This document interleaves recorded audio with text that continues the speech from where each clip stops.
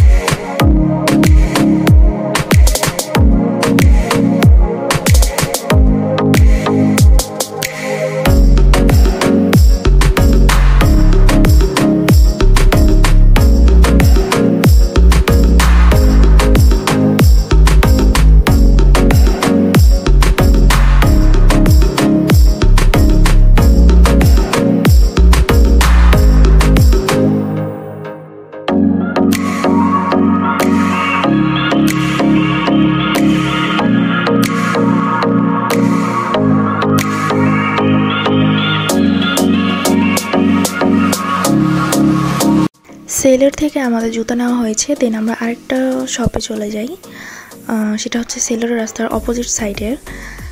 তো আর যে পর্যন্তই, দেখা হবে নেক্সট ভিডিওতে। আর আমার ভিডিও দেখার জন্য আপনাদেরকে অনেক ধন্যবাদ। আল্লাহ হাফেজ।